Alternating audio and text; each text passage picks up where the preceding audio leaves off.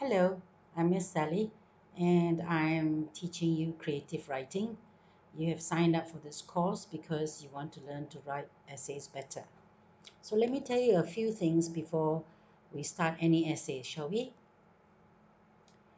I'm going to give you some pointers about creative writing. Basically, when you're in school, there are four types of essays that you have to write for your school. There are narrative essays.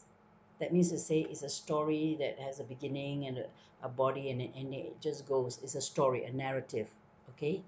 Then you have a descriptive essay, which is the story doesn't move very far. It's quite stationary. Just imagine if you're a spider on the wall, and the spider on the wall is looking at you doing homework. So the spider will describe your hair and then your body movements. He will describe the room, and that's it. So it's a whole description of you, and it doesn't go very far, the story, unlike the narratives essay. And then you have argumentative essay, whereby you are asked to give two different points of view of a certain question, like honesty is the best policy.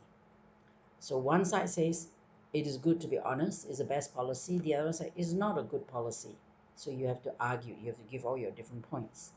And then another essay is persuasive essay, whereby you have to persuade people on your point of view. So these are four main types of essays, and I particularly will teach you narrative and descriptive essays for now. So what is creative writing? Creative writing is a narrative essay. So you can, in creative writing, you can be in different places at different time zones. Like Iron Man. He can fly into the galaxy and all that kind of stuff. But of course, that's called fantasy. And in creative writing, you are not you. You're a different character all the time. And maybe, let's say you're a boy. Now, in creative writing, you can be a girl, you can be an old lady, you can be a baby, you can be a tree, you can be an ant, you can be the wind, you can be the sun. So it's a lot of fun. You get to be all these characters. And of course, creative writing is about a cleverly written piece of work, and you introduce plot, and plot means a storyline, and then the tension, how you're going to tell the story is a plot. Then there's a tension, that means there's going to be a time crunch, it makes it very exciting, and then there are twists.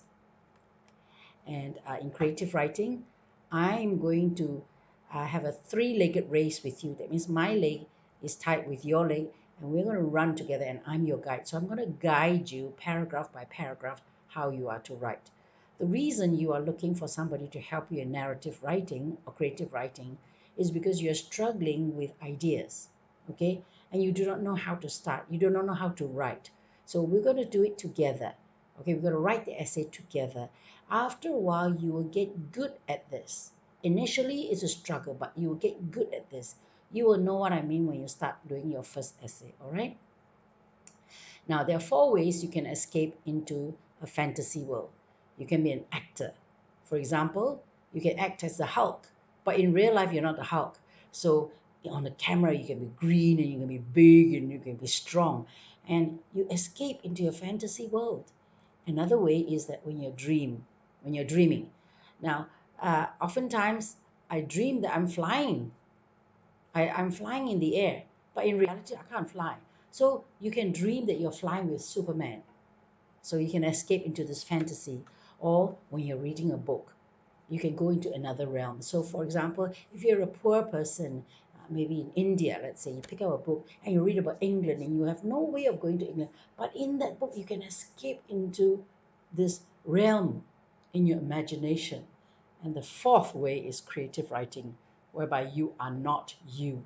So, creative writing is a lot of fun. You can explore a lot of things. And I aim to teach you to write all sorts of things, everything under the sun.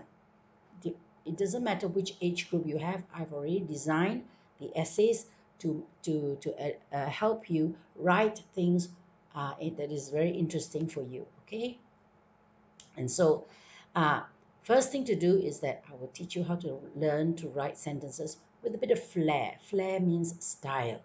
I use a bit of vocabulary, meaning vocabulary means better words. For example, If you say, I'm going to the bathroom, that's a normal sentence and it's a correct sentence, right? Well, why don't you say, I had to scoot over to the bathroom? I had to uh, trot over to the bathroom, like that. So we learn to write our sentences with a bit of flair, with a little bit of style. Now, the other thing is to introduce tension in your story. So basically, you first have to start with good sentences. If you are a 7 to 8 years old, you must start with good sentences. When you can make good sentences, you put a few good sentences together, you get a good paragraph, or you get good paragraphs. And one paragraph is about 6 to 8 sentences, okay? And when you can do a paragraph well, 3 to 4 paragraphs gives you an essay. So here, then you focus on making each paragraph a killer paragraph, meaning to say there is tension at the end of the paragraph. Like you do not know what's going to happen next. So the reader wants to read your second paragraph. After reading the second paragraph, they want to read the third paragraph. That's called tension, all right? And so what is usually done when you learn essay is that there is a beginning, there's a middle, and there's a conclusion.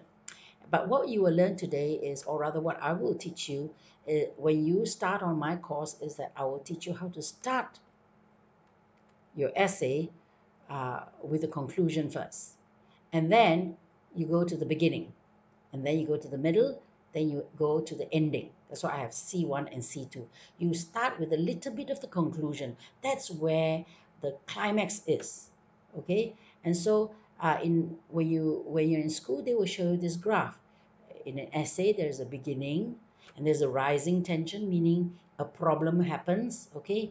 And then the climax, the most exciting part, no, will he do it? Will he not do it? Will he die? Will he not die? That's the climax. And then you start to solve the problem. You have resolution. So the essay now comes down and then it comes beautifully to an end, and that's called a conclusion. This is the normal graph for a normal essay. And it's okay to do it this way as well. But I will teach you that you're not going to write from A to B to C. Instead, you are going to start from C1.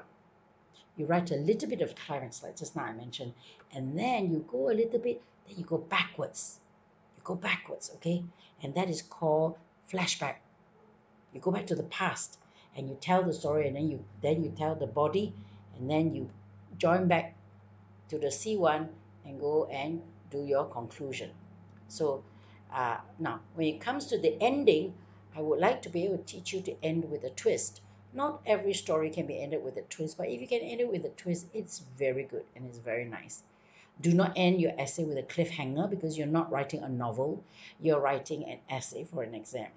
So that's what I want to tell you is what is involved in creative writing. So I'll see you in your first essay or subsequent essays. My name is Miss Sally. Speak right, write right. Bye.